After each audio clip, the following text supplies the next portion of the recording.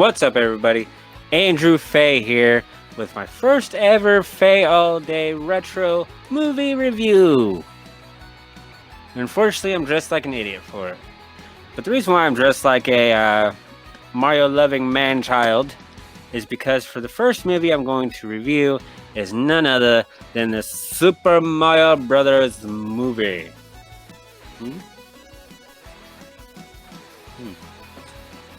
Super Mario Bros. From 1993, starring Bob Hoskins, who was not the first choice. They originally had... God, I look stupid. They originally had Dennis Hopper... No, fuck me.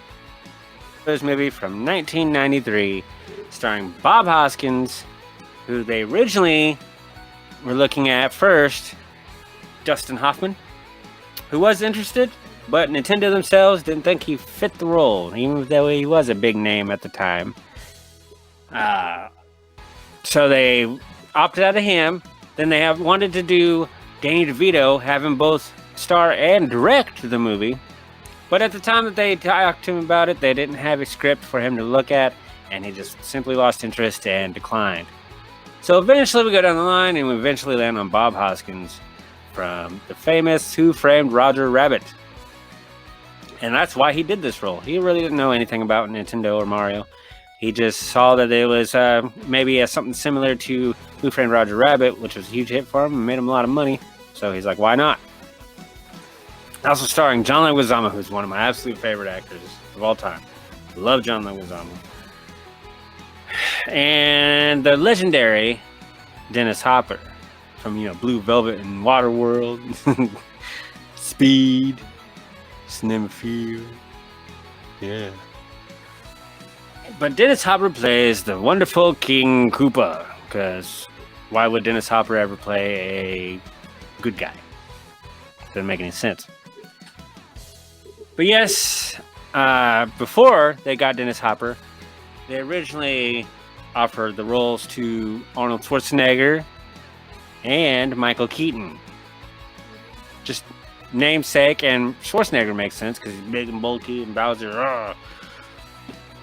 But they both declined, so in comes Dennis Hopper, looking to provide food and money to his family. And he liked the script. Actually, the whole entire cast liked the original script that they read when they signed on. But that all got changed when they hired on a husband-wife duo that I can't remember their names, and I didn't give a shit to write it down. But it's the people that created this guy. Max Headroom. Remember Max Headroom from the 80s? Pop up, digital background, the weird twitching shit. Yeah, they came to him because they like the idea of the futuristic digital bullshit, and they just like the look of Max Headroom. So they went with them, and as you can see, Max Headroom influenced the movie.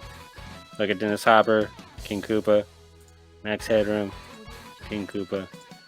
Very similar in hair and just ridiculousness. So they hire them on, and Nintendo's in a hurry, and I can't remember what production company is doing it with them.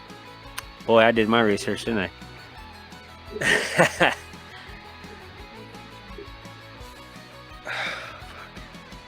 But yes, they were in a hurry to get this movie out, get it released in a certain period of time for one reason or another. So they went with them, and they stuck with them. And then the directors decided that they wanted to make changes to the script and make it more of their vision of the movie. And while, like I said, they were short on time, they just went ahead and agreed with it because they didn't have time to interview and find another director or directors. So they just stuck with them, let them make changes, and unfortunately did not let the cast and crew know about these script changes and everything else.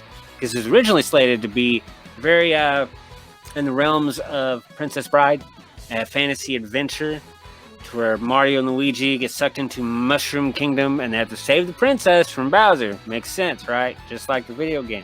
And they would have gone on this adventure, going through different things and different obstacles, taking on all the different Goombas and giant turtles and all that shit.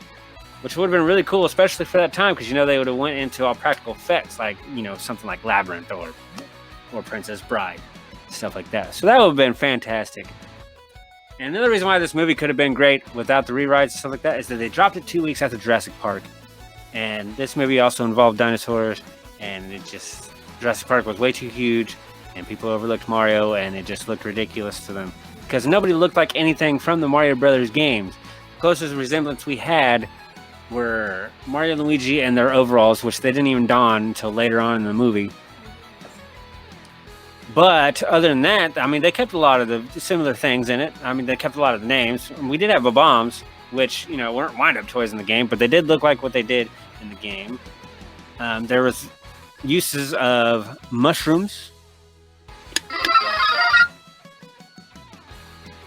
And, of course, they had Goombas, which nobody liked the look of Goombas. They did not look anything like the game, but I liked them. I enjoyed the Goombas. I thought they were fun. I loved the way they talked. I liked the really nice one that was helping out Princess Daisy in the movie. So, there's that. Instead of the fantasy adventure movie, we got the more of a sci-fi action film. Kind of futuristic.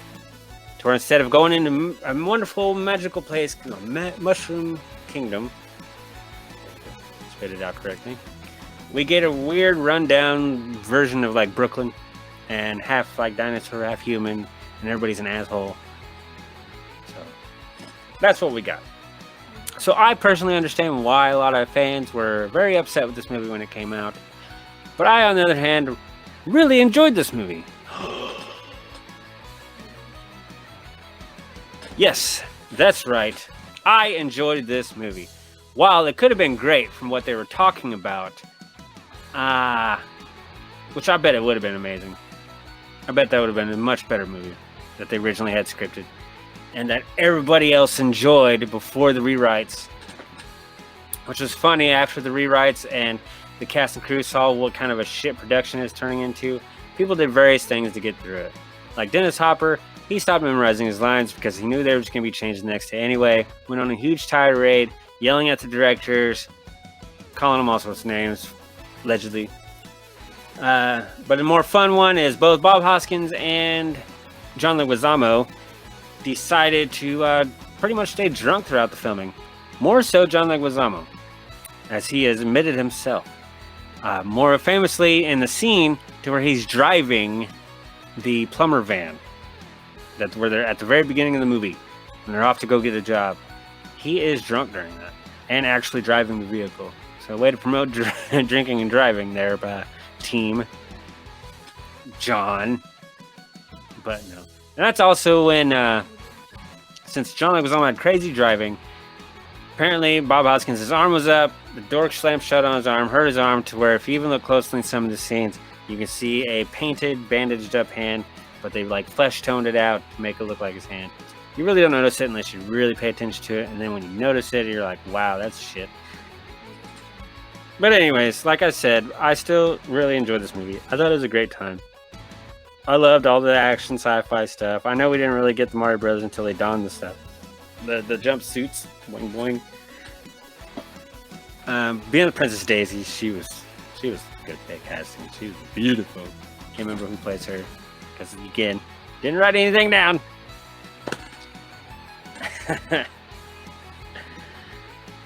But yeah, I thought Dennis Hopper was great, even though he wouldn't even memorize his lines. He was angry during the filming, which probably benefited him because he's supposed to be an angry King Koopa.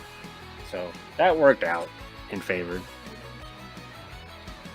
But yeah, I really enjoyed it. I wanted a sequel like they teased at the end, but we didn't get a sequel, and understandably so. Why? They didn't even make half their budget back. I think the budget ended up being about $48 million, which was big for '93, and they only made back about $20 million. So yeah, no sequels for that, and the poor reviews and all that shit. So yep, we got what we got. Nintendo decided they didn't want to do any more movies for like a good 20 plus years until they finally did another one. I don't even remember which one the first one was, as I rubbed my eye. But yeah, and now there's slated to be a new Mario movie in 2022. It's going to be animated from Universal and Nintendo. They plan on doing that, so hopefully that one's good. But until then, we get this, which most people hate, but I enjoyed. And I just want you to look at it more with an open mind. Even John Leguizamo now, currently, he does thank it for his launch in his career in comedy. So he knows it's a big part of that. He said it was the first time a video game movie was done, pretty much. They did great ideas, they did terrible ideas, but overall it helped him, and he does acknowledge the movie and, you know, shows appreciation. So that's good. So I'm not the only one that appreciates this movie, but I might appreciate this movie a little bit more than anybody else because I simply give it the first Fail Day Retro review rating of 4 1-ups out of 5. Yep. So let me know what you thought of this review. If you want more, if you enjoyed it, please subscribe. I got more stuff in store. Lots of, you know, gaming, some live gaming, live drunken gaming. So grab your beer and join me, and we'll play some drinking games to my inability to be very good at video games, which I'm not. I'm honestly not very good. I just enjoy playing.